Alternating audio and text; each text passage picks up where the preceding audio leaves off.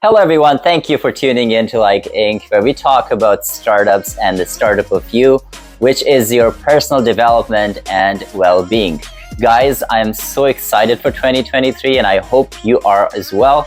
I can't believe it's mid January already, but I hope you have started this year on a great note by putting your best foot forward. And I hope you have set some smart goals for yourself that we talked about in our previous video. Now, this session today is my favorite. You know why? Because I'll be sharing with you some tools on building good habits. Now, the whole concept of this video is inspired by the book Atomic Habits. It's written by James Clear. It's on building good habits and getting rid of the bad ones.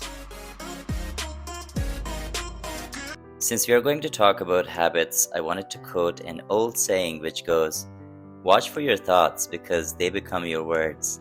Choose your words wisely because they become your actions. Be mindful of your actions because they become your habits. Develop good habits because your habits become your character. And build your character because it becomes your destiny." We all know that a habit is something that we do daily without really thinking about it. The habits we form, like brushing our teeth, using social media, or maintaining a healthy life, they become a significant part of our day-to-day that they ultimately become who we are.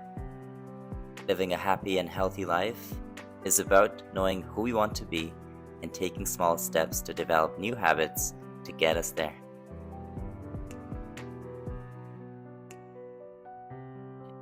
That being said, all big things come from small beginnings.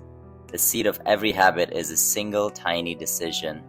But as that decision is repeated, a habit is formed, which becomes consistent with time.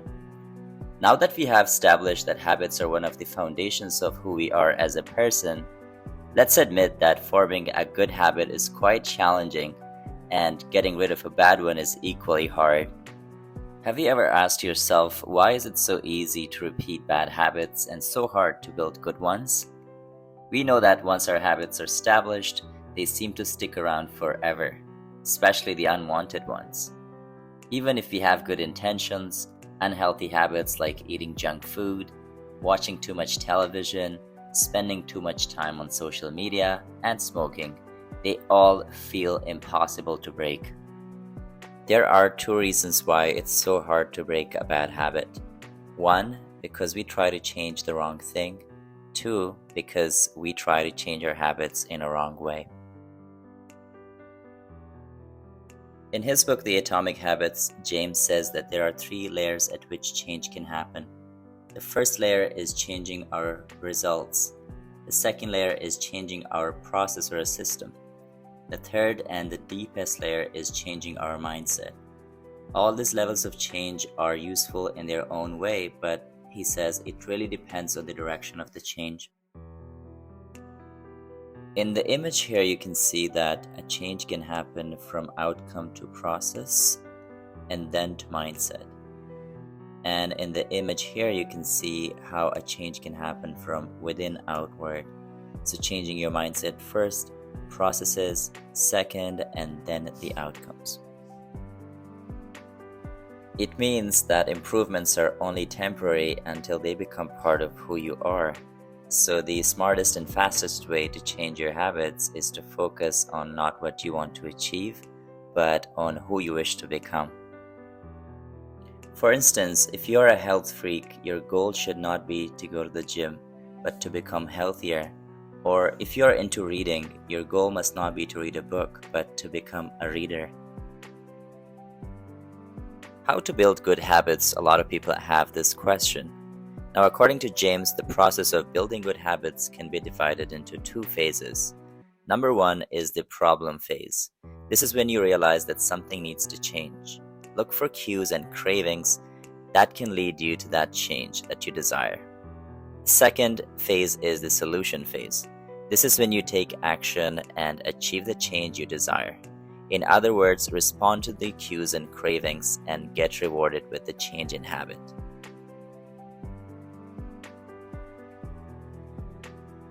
One other thing that I found very useful is keeping a habit scorecard. This can help you become more aware of your behavior, So first, make a list of your daily habits. Here's a sample list for you. For example, wake up, turn off alarm, check my phone, go to the bathroom, and so forth. So once you have a full list, look at each behavior and ask yourself, is this a good habit, a bad habit, or a neutral habit?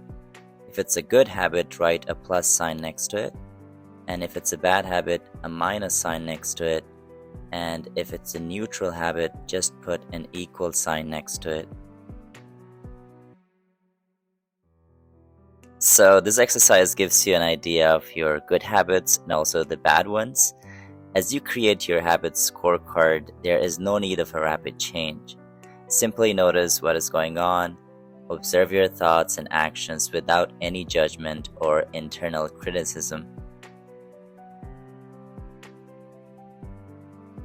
Alright, rest assured, remember that habits are the compound interest of your self-improvement. The same way that money multiplies through compound interest, the effects of your daily habits multiplies as you repeat them. Similarly, a slight change in your daily habit can guide your life to a different destination. At the end of the day, the choice is ours, right?